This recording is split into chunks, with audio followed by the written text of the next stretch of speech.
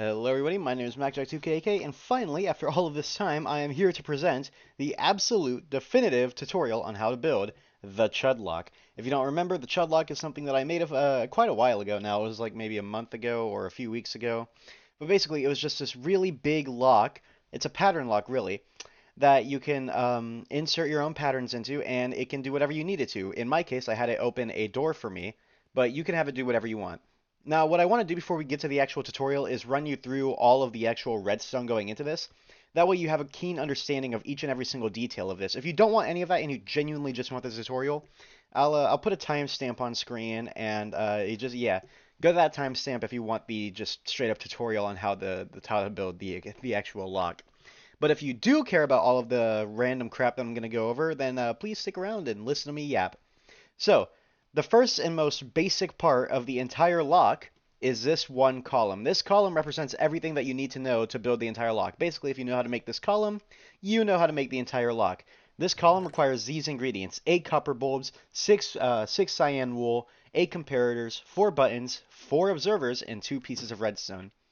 That's all just for this. So, to explain this to you, basically you have this first wall. This wall is the copper wall, and it's basically how every single lock is going to start. Of course, you can place blocks in front of these copper bulbs. For example, if I wanted to do something like this, so that way people can't see the copper bulbs, I can do that, and it will still work perfectly fine. It'll work as intended. I don't know why you'd want to do that. Probably just to like hide the copper bulbs, maybe to make it less ugly. But besides that, yeah, I feel like the ugly factor is kind of already going down by the fact that you just have a straight wall of buttons. So that's what this first wall is. Here, you can input whatever pattern you feel necessary. And yeah, whether it's right or wrong, that'll get determined later. This gets read by a wall of comparators. The reason that we have it in this zigzag shape is that way, in the end result, we can only use 2 pieces of redstone that are getting powered from any direction. That way, if any of these lamps are on when they're not meant to be, this redstone is always getting powered, no matter what. This is how we can save down on costs and just general space that the actual build takes. So these cyan pieces of wool, not really necessary. You can replace them with literally anything else and they'll still get the job done unless it's a transparent block, because we need the signal to push through these into these comparators, and then that gets read by the observer wall. Now the observer wall is very necessary to this build, because as you'll see, that works. Look, I hit it once, it's on. I hit it again, it's off. Now you may be wondering, why can't I just do something like this, where I place this, this, and this, and this? And you can do that, but then you can't stack that. So, like, how am I going to place a comparator on top of a comparator? Doesn't really work, does it? So your next thought is probably, okay, well, why don't you just have the observers read them directly?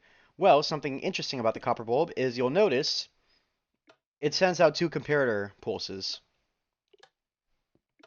That's because the copper bulb is a very neat block in the fact that it can do multiple things.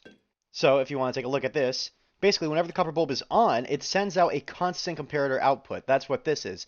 But you'll also notice whenever any sort of power is going into the block, I'll do it again with the comparator just to show it. Whenever any sort of output's going into the block, boom, there is a different change in the texture. And this means that it sends multiple outputs to observers. So while this is getting 1 output fed to it, the observer is getting 2 outputs fed to it. It's really unique, and you could probably use it for a bunch of different things, but in this case, that's not necessary for us. So yeah, that's why just using comparators alone won't work, and using the observers alone also doesn't work. So we have to merge the two so we can get the desired functionality. We can get the copper to read this, and we can get this to only send 1 pulse, since instead of reading the copper bulb directly, it's reading the comparator, which is getting turned on and off by the copper bulb. Now, this next layer of copper bulbs is where things get a little bit interesting, because from here, this is where you put your pattern in. Now, you, as the owner, need to put in a pattern of some kind, so that way there's actually a way to unlock your gate. You, as the intruder, or whomever is trying to figure this out, you're just going to be pressing random buttons and hoping they work. I didn't mean to break that. As the owner, it's your job to put your pattern in.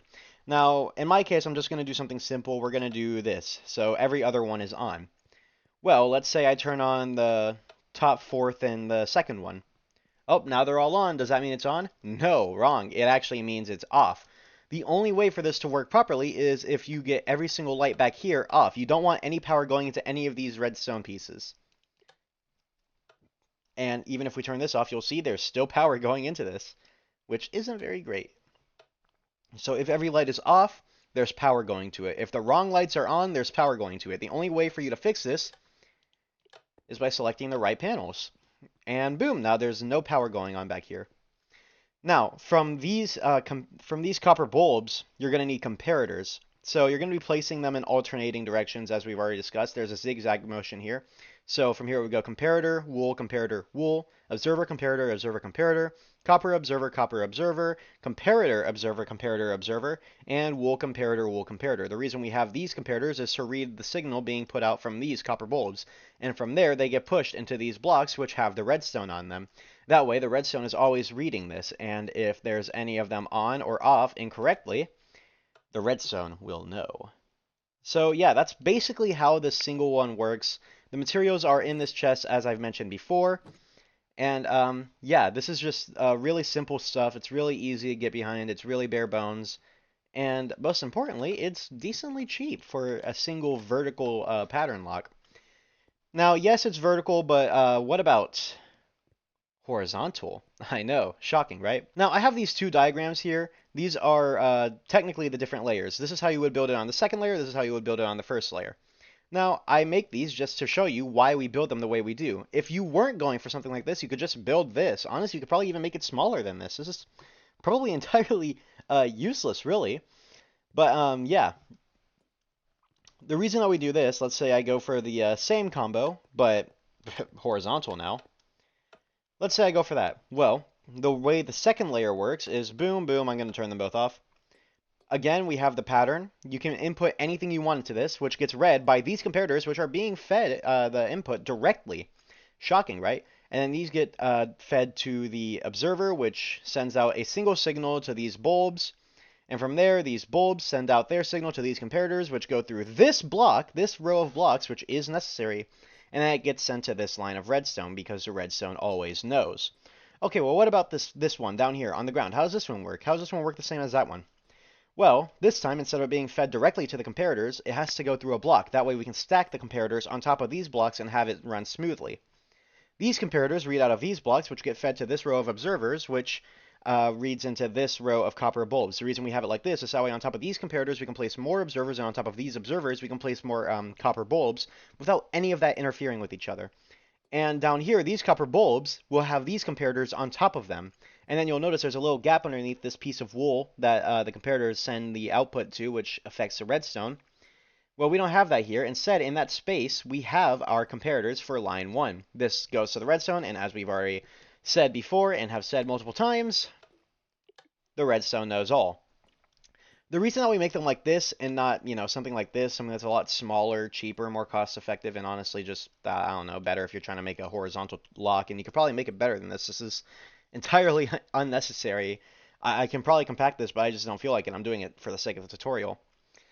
The reason we make it like this is so we can stack them on top of each other. So you'll notice that everything here fits perfectly together. It's like a little puzzle. It's like a puzzle piece. You'll notice that these copper bulbs fit perfectly on these ones. Obviously, there's nothing getting in the way of that. But also, these comparators fit well into this, and they don't affect the output going into these comparators down here. On top of that, these observers fit perfectly in line above these comparators, so that way they can be fed the output that's going into these ones that are going to be here. And then on top of that, there's these copper bulbs, and then underneath these copper bulbs, underneath these comparators are more copper bulbs, so that way the comparators can... It's a perfect science. Alright, it's a perfect science. So to just demonstrate it to you, you'll notice boom, boom, boom, boom. If we copy all of the top part over here to over here, so comparators on top of this, you'll notice we put the observers on top of this, and not there. You'll notice we put the copper bulbs right here, and we input our passcode. On top of here, we can put more comparators. From there, we can place our blocks of wool, and boom, it gets fed into the same line of redstone, but it works exactly the same. And now we power these on, and boom, redstone knows all, it turns off. The reason that we design the things the way that we do is so they can fit perfectly, not interfere with each other, and all perfectly seamlessly combine in the end. to make an actually good lock. So yeah, that's why we make them the way we do. That's why we have them layered the way we have them layered. If you could understand the vertical one, chances are the horizontal one is completely useless for me to understand. It's pretty clear why we do it. It's pretty clear why we stack them on top of each other. This is how we can get the two-dimensional part of the lock down, which whenever you look online, it's kind of weird how people do it. People have a bunch of different ways, but I think this is easily one of the best ways, one of the better ways to do it. So now that you understand the vertical and the horizontal aspect of it, it shouldn't be too hard to make a fully functional 2D version of it. Vertical included, horizontal included. This is the one you all know and love, the classic CHUD Lock, and I promise you it looks a lot more intimidating whenever it's big and full like this. This is why I broke it down into these smaller pieces for you to look at.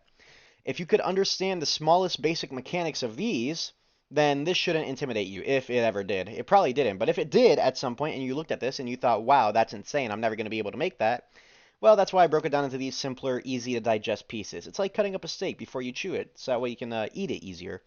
Or, I don't know, I guess more relevantly, it's like learning basic principles of math before being given an actual equation. So you'll notice I have a light Matica thing here. It's because I don't trust myself to make this by memory. I expect myself entirely to mess up.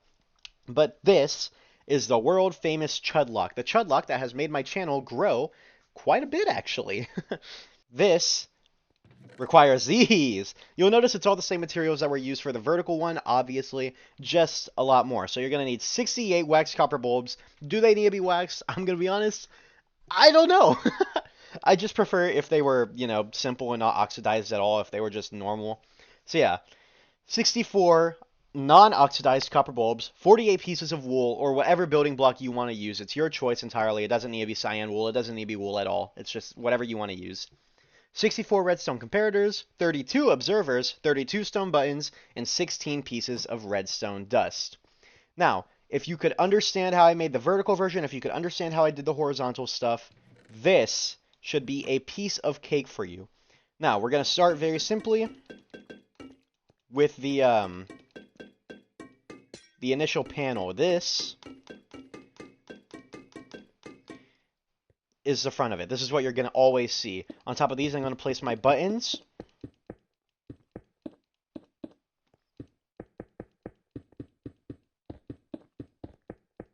Boom. And as we've mentioned before, it is entirely possible for you to put a wall in front of this if you don't want people seeing the copper bulbs, if you maybe think they're too ugly.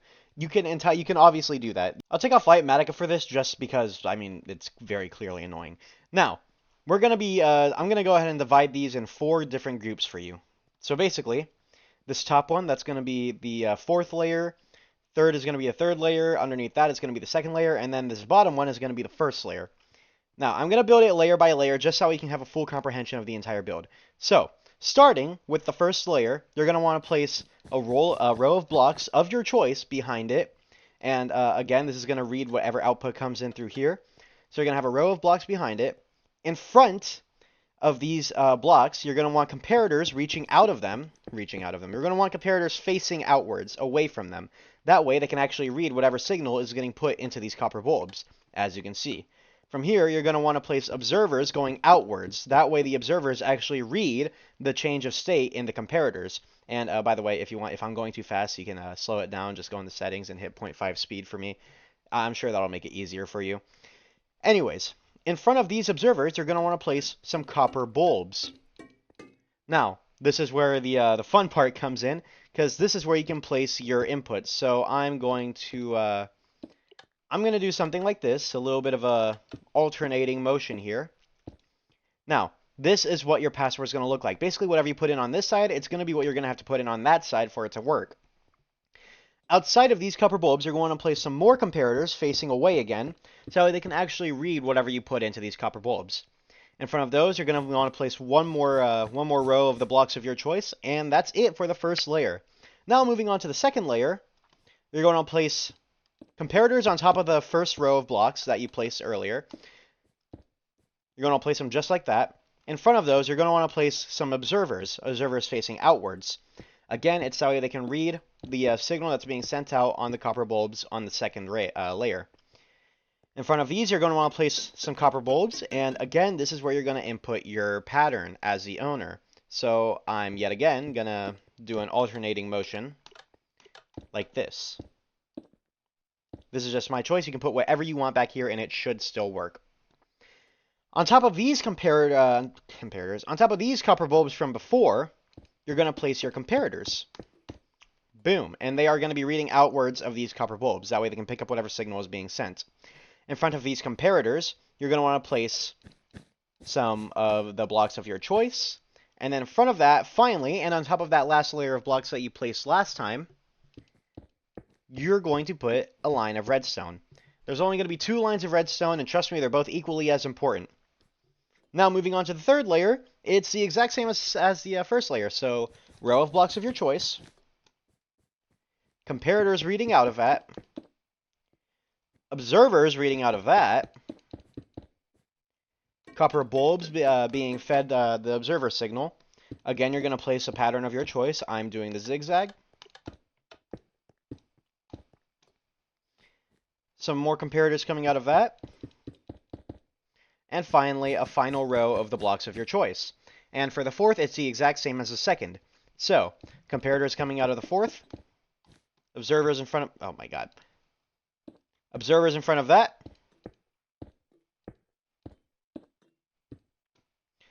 Copper bulbs out of that. Again, where you place your pattern. Again, doing zigzag.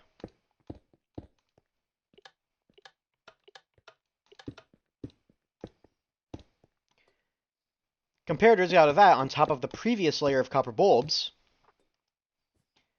Block of your choice in front of that. And ending it off with a second and final layer of redstone dust. And that's it. That's just how you build your lock. This one particularly isn't a CHUD lock like this one is, but this is still a pattern lock. A CHUD lock requires a binary code. I don't feel like doing that right now. So, if I input the correct combination, which I should have mentioned already, but I forgot to, on means on. So basically, whatever you place as on, that's the input that you're going to need to be placing out here. So since I did zigzag and I had every other one on,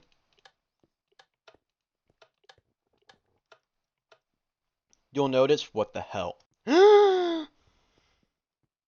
Okay, I forgot the entire bottom row. That's what I did wrong.